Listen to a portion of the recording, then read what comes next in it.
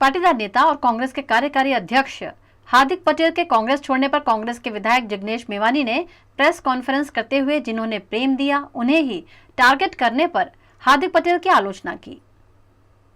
आज जब बीजेपी और आरएसएस इस मुल्क की देश की एकता और अखंडता को खंडित करके समाज को मंदिर मस्जिद के नाम पर हिंदू मुसलमान में विभाजित करने की कोशिश कर रही है, तब देश की कौमी एकता, देश के लोकतंत्र और संविधान को बचाने के लिए हम लोग उदयपुर की चिंतन शिविर में 3 दिन के दौरान जो चिंतन किया और उसके चलते हम लोगों ने संकल्प किया है कि भारत जोड़ो अभियान लॉन्च किया जाए। ये भारत जोड़ो अभियान के लॉन्च करने के तुरंत बाद हमारे आंदोलन के संघर्ष के साथी हार्दिक पटेल ने जिस प्रकार से इस्तीफा दिया, इस्तीफा देना और किसी पॉलिटिकल पार्टी में उनको जाना है तो वो जाए, वो उनकी व्यक्तिगत चॉइस है। मैं उसके ऊपर कोई टिप्पणी या कमेंट नहीं करना चाहता, लेकिन इस्तीफा देने के वक्त उन्होंने जिस प्रकार के शब्दों का, जिस प्रकार की भाषा का प्रयोग किया, जिस प्रकार से उन्होंने राहुल गांधी जी के खिलाफ, कांग्रेस पार्टी की गुजरात और राष्ट्रीय लीडरशिप के खिलाफ बिलो द बेल्ट मारने की जो कोशिश की, वो किसी कीमत पे नहीं चलेगा। हमको भी दुख है ना, एक संघर्ष करने वाला, लड़ने वाला आदमी गुजरात और इस देश के युवाओं के सपनों को चकनाचूर करके चला जाए। एक्चुअली जबकि आप आइडियोलॉजिकली कॉम्प्रोमाइज हुए हैं, चूंकि आप कुछ हद तक डरे हो केसेस के चलते, उसके बजाय आप कांग्रेस पार्टी के शीर्ष नेतृत्व को गाली देकर इस प्रकार से पार्टी छोड़ो, इस बात की मैं सख्त शब्दों में निंदा करता हूं।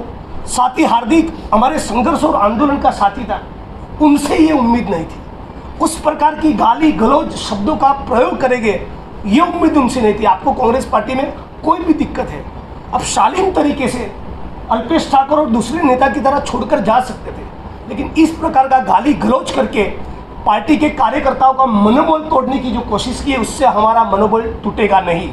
मैं आज भी इस प्रेस कॉन्फ्रेंस के माध्यम से कह रहा हूं, मैं डंके की चोट पर कांग्रेस के साथ हूं। गुजरात में और पूरे मुल्क में लाखों लोगों को कांग्रेस पार्टी में जोड़ूंगा और बेरोजगारी हो, महंगाई हो और इस मुल्क की जनता का जो भी सवाल हो, राहुल जी के नेतृत्व में, हमारे पीसीसी प्रेसिडेंट जगदीश ठाकुर के नेतृत्व में साथ में मिलकर हम लोग सड़कों पे उतरेंगे, लड़ाई लड़ेंगे और जहां पर सरकार में है वहां अच्छी नीतियां इस मुल्क की जनता के लिए बनाएंगे। हार्दिक पटेल या कोई भी गाली गलौज करके जाए, इससे हमारे पेट का पानी हिलने वाला नहीं।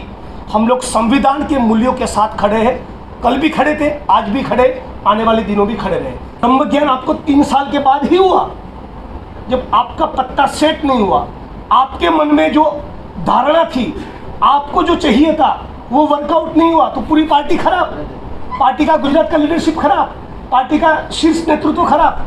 दलील के तौर पे उनको जो चाहिए था रोल वो रिजोल्व हो गया था, तो पार्टी अच्छी थी, वो वर्कआउट नहीं हुआ तो पार्टी बुरी हो गई। आप जब किसी भी पार्टी को छोड़ते हो तो उसको छोड़ने का भी एक तरीका हो, एक बेसिक शालीनता होनी चाहिए। अब चिकन सैंडविच की बात कर रहे हो, यदि कोई तरीका है बात करने का, किसके खिलाफ? जिस राहुल जी ने आपको इतना प्यार दिया, इतना एक्सेस दिया, जेनरोसिटी दिया है, आपको प्रोटेक्ट किया, आपके पॉलिटिकल मेंटर के तौर पे रहे, वर्किंग प्रेसिडेंट बनाया, आपको कांग्रेस पक्ष ने 26-27 साल की छोटी सी उम्र में इतना प्रोमिनेंस दिया, इतना महत्व दिया, वर्किंग प्रेसिडेंट बनाया, घूमने के लिए इलेक्शन के दौरान हेलीकॉप्टर दिए, चॉपर दिए, स्टार कैंपेनर बनाया, कांग्रेस पार्टी की टॉप की लीडरशिप के साथ आपकी एक्सेस थी, आप 1 to 1 थे, सीधा डायलॉग कर सकते थे। इन सब के बावजूद आप कांग्रेस पार्टी छोड़ते वक्त इस प्रकार की गाली गलौज करो, और वो भी राहुल जी के खिलाफ, जो आदमी ने आपके साथ इतना प्यार दिया, आपके साथ इतना जेनरोसिटी दिखाया, जितना जेन्युइन आदमी है, जो सारे युवाओं को अप्रोचेबल है, जो सारे युवाओं को साथ में लेकर बेरोजगारी के मुद्दे पे कुछ करना चाहता है, कम से कम उनके खिलाफ तो आपको इस प्रकार की भाषा का प्रयोग नहीं करना चाहिए था। आज विश्व मधुमक्खी दिवस के मौके पर मधुमक्खियों के व्यवसाय को बढ़ावा देने के आशय के साथ केवड़िया में केंद्रीय कृषि मंत्री की उपस्थिति में कार्यक्रम आयोजित किया गया। आज के दिन को विश्व मधुमक्खी दिवस के रूप में मनाकर मधुमक्खियों के व्यवसाय को बढ़ावा दिया जाता है। इसी के तहत गुजरात के नर्मदा जिले में एकता नगर टेंट सिटी में केंद्रीय कृषि और किसान कल्याण मंत्रालय द्वारा राष्ट्रीय स्तर के कार्यक्रम का आयोजन किया गया, जिसमें केंद्रीय कृषि और किसान कल्याण मंत्री नरेंद्र सिंह तोमर उपस्थित रहे। इस मौके पर केंद्रीय मंत्री के हाथों देश के 5 राज्यों में 7 जगहों पर शहद टेस्टिंग लैब और प्रोसेसिंग यूनिट का उद्घाटन किया गया। कार्यक्रम का मुख्य आशय मधुमक्खी के व्यवसाय को प्रोत्साहन देने का रहा।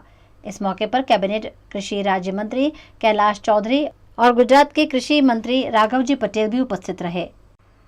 वडोदरा के अलकापुरी स्थित बैंक ऑफ बड़ौदा के मुख्य कार्यालय पर 30 मई को होने वाले एक दिवसीय स्टे आउट स्ट्राइक के अंतर्गत बैंक कर्मचारियों द्वारा धरना प्रदर्शन किया गया। केंद्र सरकार द्वारा बैंकों के निजीकरण और मर्ज के बाद बैंकों में सफाई के लिए अस्थायी कर्मचारियों को कॉन्ट्रैक्ट दिया गया है, लेकिन कॉन्ट्रैक्टर द्वारा कर्मचारियों का शोषण किया जा रहा है, जिसका देश भर में विरोध हो रहा है। इस मामले आउटसोर्सिंग रोकने की मांग के साथ 30 मई को देशव्यापी आंदोलन का ऐलान किया गया है। इसी के तहत कर्मचारियों द्वारा अलकापुरी में बैंक ऑफ बड़ौदा की मुख्य शाखा के बाहर धरना प्रदर्शन किया गया।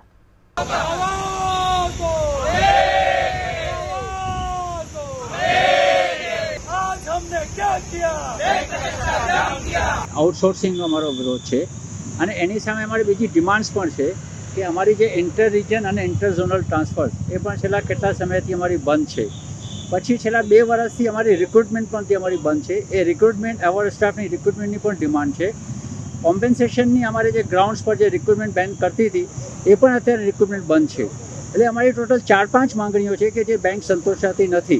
ને પણ જે મેઇન અમારી જે અત્યારે જે ચાલે છે જે આઉટસોર્સિંગ કે અત્યારે બેંક આઉટસોર્સિંગ આનું કરશે ક્લિનિંગ સ્વીપિંગ માટે, કાલે ઉઠીને ક્લેરિકલનું પણ કરી શકે છે। જો અત્યારે આઉટસોર્સિંગ અત્યારે બંધ ના થાય આ તબક્કે તો બેંક આગળ બીજું પણ પગલું લઈ શકે છે। એ પગલું પાછું ખેંચે એ જ અમારી એક માંગણી છે। એ માંગણી જો આજે આના પહેલાં પણ અમે 2-3 પ્રોગ્રામ કરેલા છે, ડેમોન્સ્ટ્રેશન્સ કર્યા છે, આજે ફૂલ ડે ધરણા છે। એ ધરણા પછી અમારો હવે જે 30મી જે સ્ટ્રાઇકનો કોલ આવશે। જો આના પછી પણ જો બેંક આપણું કંઈ નહીં માંગશે તો અમે સ્ટ્રાઇક પર ઓલ ઓવર ઇન્ડિયામાં જઈશું। જે એવર સ્ટાફની જે અમારી 4 યુનિયન છે ઓલ ઓવર इंडिया જે વર્કિંગ કરે છે તો બધા સ્ટ્રાઇકમાં જોડાશે। वडोदरा में कॉरपोरेशन के अधिकारियों और जनप्रतिनिधियों द्वारा लाखों रुपए का खर्च चाय नाश्ते के पीछे खर्च करने पर कांग्रेस पार्टी ने आवेदन देकर विरोध किया।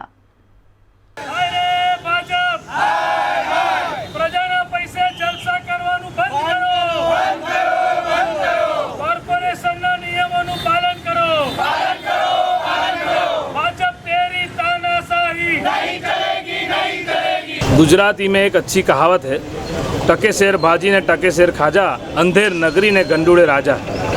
वडोदरा महानगर सेवा सदन, नाम सेवा सदन है, लेकिन भारतीय जनता पार्टी के नेताओं ने इस सेवा सदन का नाम मेवा सदन कर दिया है। और जिस तरह से बीजेपी के नेता जो इलेक्टेड है, जिनको वडोदरा की जनता ने वोट देके चुना है और यहाँ पे जो मेयर बने हैं, डेप्यूटी मेयर बने हैं, स्टैंडिंग बने हैं, जो भी दंडक बने हैं, जो बीजेपी के नेता, उनको प्रजा ने सेवा के लिए चुना है, लेकिन यहाँ पर वो लोग मेवा खा रहे हैं। इसलिए मैं बोल रहा हूँ कि समाचार पत्र और मीडिया के माध्यम से पिछले 4 दिन से जो हमारे पास डेटा और आंकड़े आए हैं कि 50 लाख से भी ज़्यादा खर्चा 1 साल का इनका जो कॉर्पोरेटर है बीजेपी के, जो नेता है उनका चाय नाश्ता और जो बड़ी बड़ी गाड़ी में घूमते हैं उसमें 50 लाख से भी ज़्यादा उनका खर्चा है। ये आरटीआई के माध्यम से जो पेपर में आया वो आंकड़ा मैं बता रहा हूँ, ये कांग्रेस पार्टी का आंकड़ा नहीं है। लेकिन जनता ये जानना चाहती है कि पब्लिक जो टैक्स भरती है वो टैक्स के सामने फैसिलिटी तो आप दे नहीं पाते। जो बेसिक फैसिलिटी 25 साल से भाजपा का शासन है, बीजेपी के मेयर है, बीजेपी के एमएलए है, बीजेपी के सांसद है, लेकिन फिर भी आप देखेंगे न्यूज़पेपर में हम न्यूज़ पढ़ते हैं, टीवी में आता है कि कॉरपोरेशन की तिजोरी खाली हो गई है। अगर तिजोरी खाली है तो ये जो भाजपा के नेता है, इनका चाय नाश्ता का खर्चा, इनका पेट्रोल डीजल का घूमने का खर्चा, ये 50 लाख रुपए कैसे कहाँ से आता है?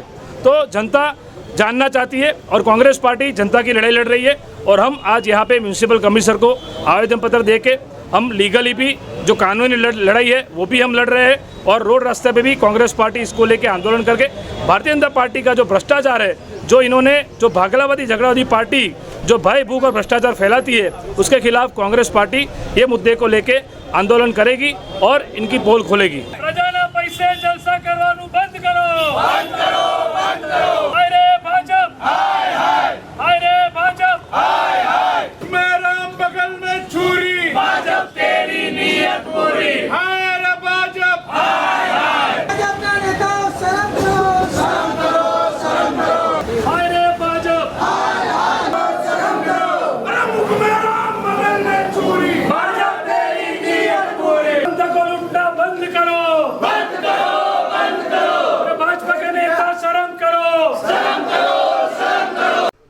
गुजरात के डभोई में मार्ग मकान विभाग के मंत्री पूर्णेश मोदी के हाथों डभोई से वडोदरा तक के 70 करोड़ की लागत से बनने वाले 6 लेन रोड का भूमि पूजन किया गया। डभोई वडोदरा रोड मुख्य मार्ग केवड़िया को जोड़ता है। ऐसे में इस सड़क का नवीनीकरण करने का प्रोजेक्ट तैयार किया गया है, जिसका गुजरात राज्य के मार्ग मकान विभाग के मंत्री पूर्णेश मोदी के हाथों भूमि पूजन किया गया। 70 करोड़ की लागत से ये 6 लेन रोड बनकर तैयार होगा। इस मौके पर डभोई और करजन में 120 करोड़ की लागत वाले 12 अन्य विकास कार्यों का भूमि पूजन किया गया। इस मौके पर डभोई विधायक शैलेश मेहता, करजन विधायक अक्षय पटेल, जिला पंचायत अध्यक्ष अशोक पटेल उपस्थित रहे। आज वडोदरा जिल्लाना डभोई तालुका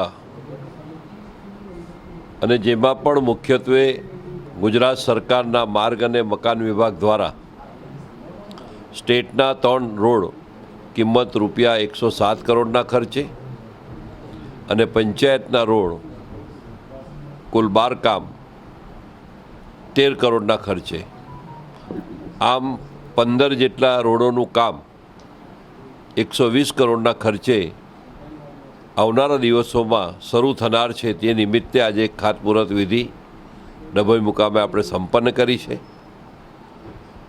મૂળભૂત રીતે 2 વિધાનસભાનો આમાં સમાવેશ થાય છે, એક કરજણ વિધાનસભા અને એક બીજી ડભોઈ વિધાનસભા।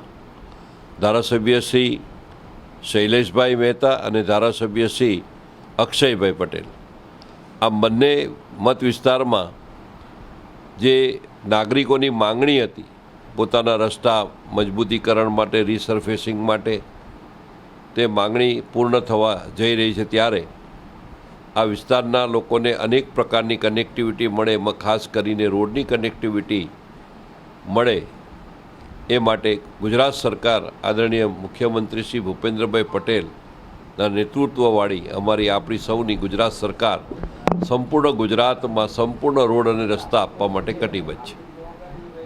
છેલ્લા કેટલાય વખતની ડભોઈના લોકોની જે માંગણી હતી કે વડોદરા ડભોઈનો રોડ પહોળો કરવાનો, એ કામગીરી આજે ખાતમુહૂર્ત કરવામાં આવ્યું છે। પંચાયતના કેટલાક રસ્તાઓ છે અને કેટલાક રાજ્ય સરકાર હસ્તકના, એ તમામને લેતા 120 કરોડના રૂપિયાના રસ્તાઓનું આજે ભૂમિપૂજન કરવામાં આવ્યું છે। જે લોકોની લાગણી અને માંગણી હતી એ લાગણી અને માંગણી પૂરી થઈ છે અને ટૂંક સમયમાં આ તમામ રસ્તાઓની કામગીરી ચાલુ કરવામાં આવશે।